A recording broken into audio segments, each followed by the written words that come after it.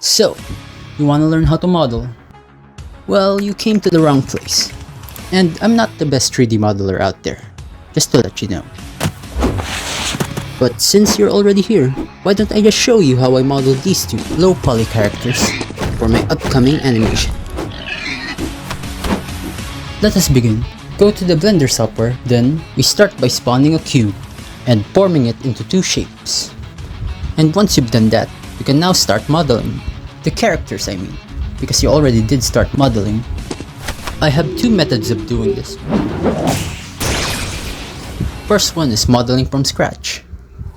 And with the two shapes you modeled earlier, you already have everything you need to make the whole character. As you can see, I used the same mesh to form the arms, legs, and the pelvis, especially for the hands and feet.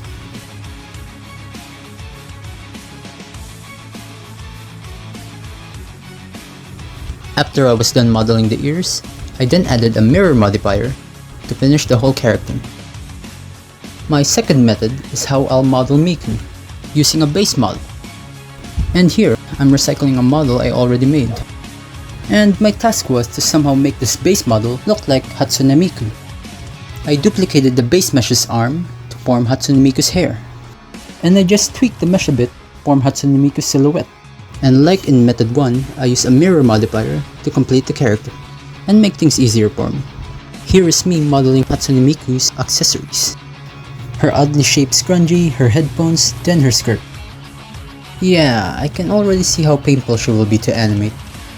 Using a base mesh is how I model characters nowadays, since it takes less time than modeling from scratch. Oh look, we're finally done with Miku. Let's move on to texturing, which means we'll be UV mapping the characters now.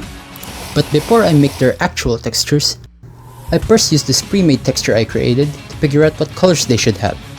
This will also help me visualize the textures I'm going to make before I start creating them in my drawing software. I use Krita, by the way, when making my textures and other drawing related assets. This texture has a collection of colors and gradients for me to use, and different colored hand textures I use a lot for my characters. I find this very useful because I can just slide my UV map to any color I want to see my character in. Now let's use the textures I made.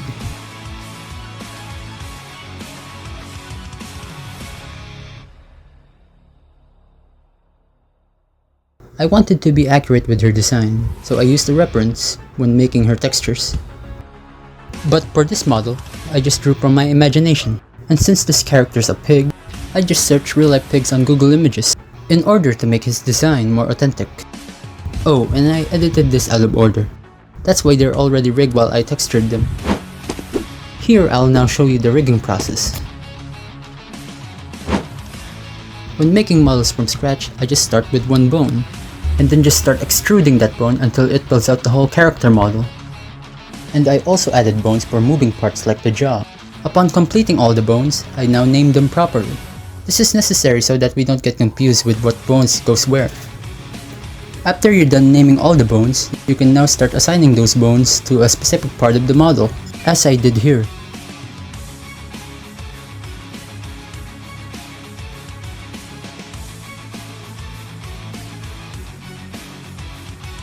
For Miku, it's different because her base model already has bones.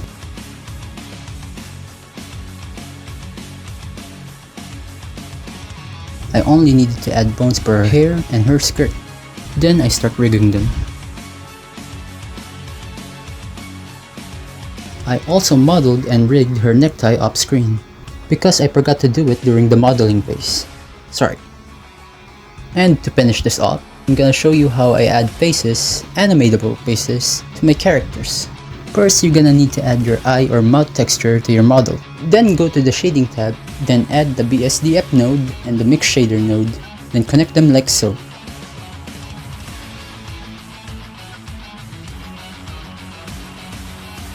You can change your expressions here and add a keyframe to animate them.